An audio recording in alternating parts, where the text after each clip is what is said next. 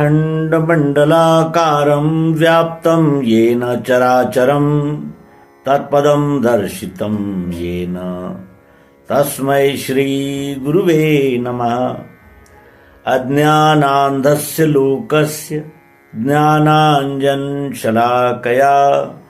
चक्षुरुन्मीलितं येन तस्मै श्रीगुरुवे नमः।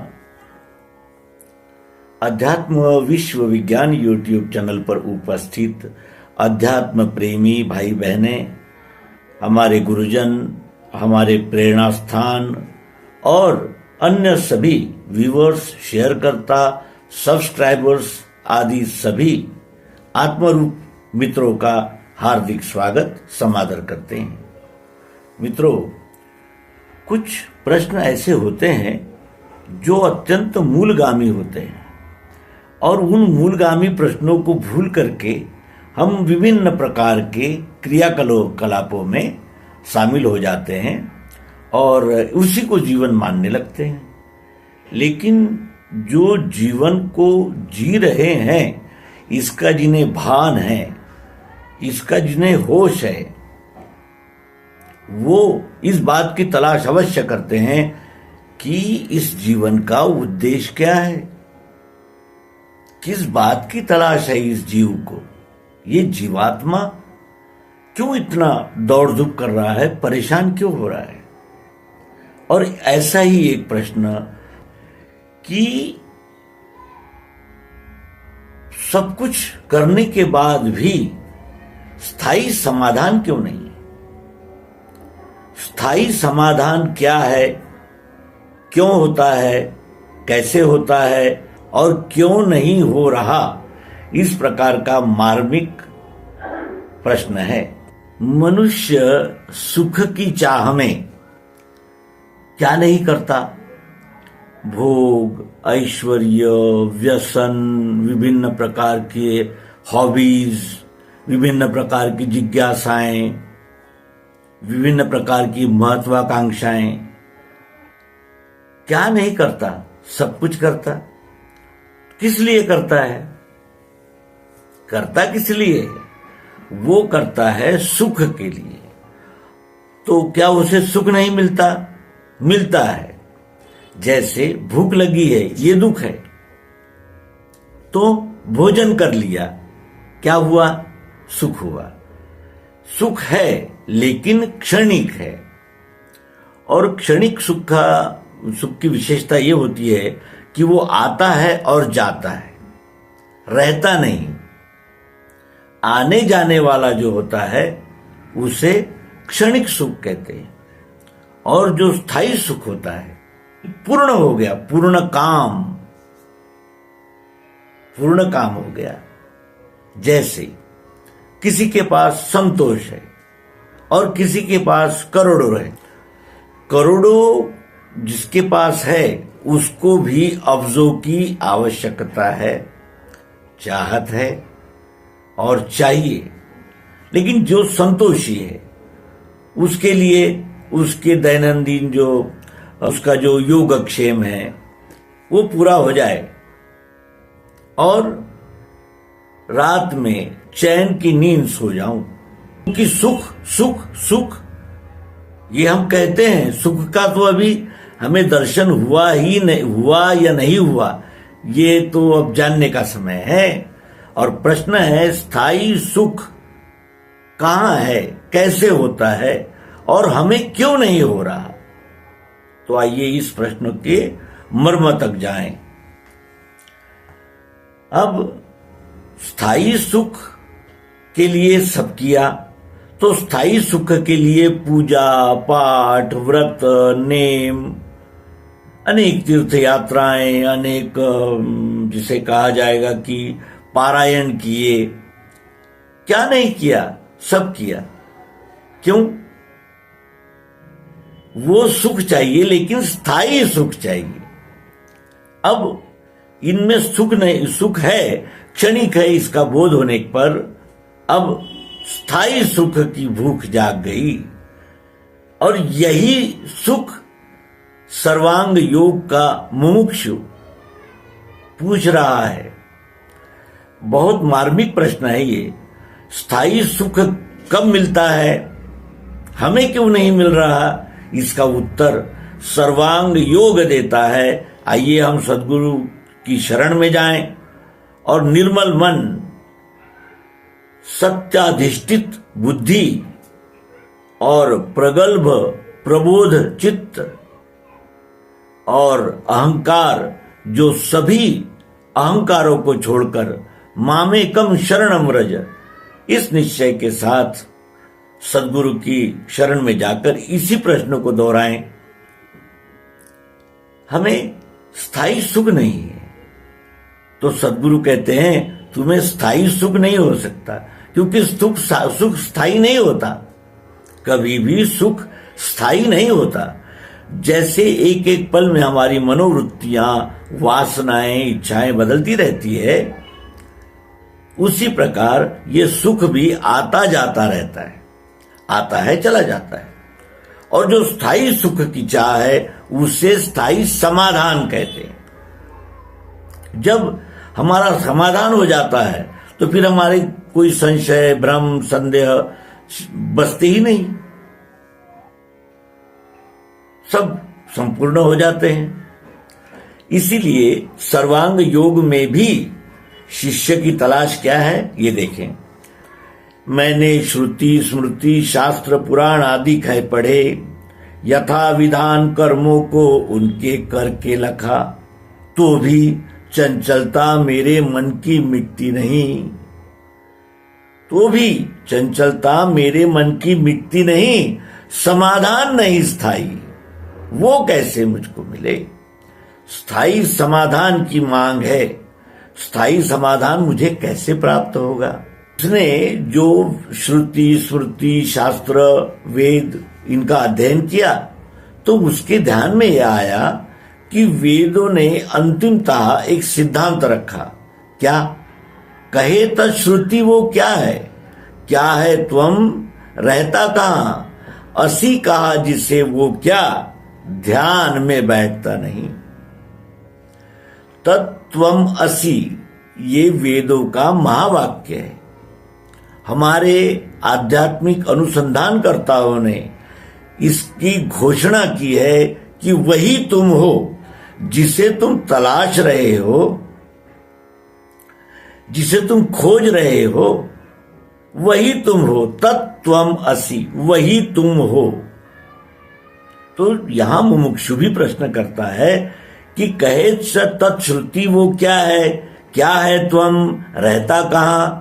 असि कहा जिसे वो क्या ध्यान में बैठता नहीं। ध्यान में नहीं बैठता वो तत्त्वम असि क्या है? उसको कैसे देखना चाहिए? देखना उसको कैसे? जो देखे वह कौन है? जानना चाहता हूं ये। अब मैं सुनना नहीं चाहता, जानना चाहता हूं। तो जानने के लिए हमारे पास कौन से साधन हैं? 8 साधन हैं। और ये 8 भी साधन जो है वो हमें परमात्मा के सगुण साकार स्वरूप प्रकृति से प्राप्त हुए। पृथ्वी जल अग्नि वायु आकाश, सत्वगुण रजोगुण तमोगुण, ये अष्टधा प्रकृति जिसे साकार कहते हैं। और इसी से हमें ये जो शरीर है वो भी प्राप्त हुआ। इन 5 ज्ञानेंद्रियां प्राप्त हुई, मन बुद्धि और अहंकार भी प्राप्त हुआ। कि स्थायी समाधान की तलाश ही सर्वांग योग का लक्ष्य है। स्थायी समाधान ही चाहिए और स्थायी समाधान के लिए ही उसने श्रुति स्मृति शास्त्र पुराण आदि कह पढ़े।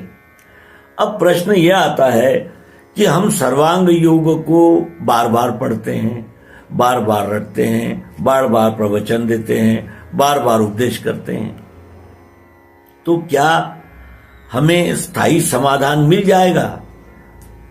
इसका उत्तर भी भगवान श्री मायानंद जी चैतन्य ही देते हैं। और यदि हमने इस हमारे प्रश्न का उत्तर ध्यान से समझा तो हमें स्थायी समाधान का अवश्य ही लाभ होगा, निश्चित। वे 8वें अध्याय में कहते हैं कि सर्वांग योग ये स्थाई बीज है दिव्य चक्षु का, इसे जो पाठ में लेवे चित्त से निज कर्म में। ये सर्वांग योग चित्त में धारण करना है और कर्म में इसका उपयोग करना है। यदृच्छा से योग क्षेम होवेगा उसका सदा, यदृच्छा से योग क्षेम होगा उसका सदा। यहां वो गवाही देते हैं, गारंटी देते हैं कि यदि वो सर्वांग योग ये दिव्य चक्षु का बीज पाठ में लेकर चित्त में धारण करता हुआ निज कर्म करे तो यदृच्छा से योग क्षेम होवेगा उसका सदा। अंत में पद सो पावे वेदों में श्रेष्ठ जो कहा। वेदों में श्रेष्ठ पद किसे कहा है? तत्वम असि, वही तुम हो, उस पद को ही सर्वश्रेष्ठ पद कहा है। और इसीलिए भगवान यहां नमूद करते हैं कि अंत में जो सर्वांग योग को चित्त में धारण करके निज कर्म करेगा उसका योग क्षेम, योग यानी प्राप्ति, क्षेम यानी रक्षण, यदृच्छा से उसका होएगा। और अंत में पद सो पावे वेदों में श्रेष्ठ जो कहा कि स्थायी समाधान के लिए क्या करना होगा, तो सदगुरु कहते हैं कि मायानंद ने अपना निज रूप लखा दिया। यानी जब तक निज रूप की पहचान नहीं होती तब तक स्थायी समाधान नहीं होता। तो मायानंद ने अपना निज रूप लखा दिया। ये जहां स्थिर हो जावे, ये बोध, ये निश्चय स्थिर जहां हो जाता है वही सदगुरु स्थान है। और इसीलिए सदगुरु ही बनाते हैं, इसलिए कि वे जानते हैं कि जो यहां है वही वहां है।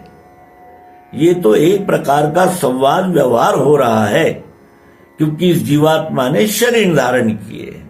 वस्तुतः सब एक ही है, कोई भेद हो ही नहीं सकता। तो ये बोध कब होता है? अक्षर अक्षर पुरुषोत्तम, ये त्रिपुटी के द्वारा इस विश्व रूप को जाना जाता है। भगवान मायानंद जी कहते हैं कि सर्वांग योग ये स्थायी बीज है दिव्य चक्षु का, ये दिव्य चक्षु का बीज है। तो दिव्य चक्षु क्या होते हैं? दिव्य चक्षु होते हैं इस विश्व की ओर देखने का दैवी दृष्टिकोण। दैवी का अर्थ यह है जो प्राकृतिक है और सदा सत्य है, प्रायोगिक है और प्रत्यक्ष है। दिव्य चक्षु के द्वारा दिव्य दृष्टि को धारण करके जब हम इस विश्व की ओर देखते हैं तो हमें हमारे निज रूप का पता चलता है, निज रूप का परिचय होता है, ज्ञान होता है, विज्ञान होता है। और जब वो होता है तभी स्थायी समाधान की प्राप्ति होती है। वेदों का सार भी मिल जाता है, यदृच्छा से हमारा योगक्षेम भी हो जाता है और अंत में पद सो पावे वेदों में श्रेष्ठ जो कहा। विश्वरूप परमात्मा को जानना ही इस नर शरीर का, इस नर जन्म का परमोच्च ध्येय हो सकता है, क्योंकि ये शरीर एक पशु का ही है, एक प्राणी ही ये मनुष्य है। लेकिन इस बार इसके साथ संपूर्ण विकसित बुद्धि और अत्यंत जिसे कहा जाएगा कि प्रयोगशील और क्रियाशील ऐसा मन और विभिन्न मार्गों से चित्त में धारण करने की यानी उपलब्धियां हैं, जो मौके हैं उसकी उपलब्धि, और ये अहंकार जो अनेक मतों पंथों संप्रदायों ग्रंथों में फंसा हुआ कि सर्वांग योग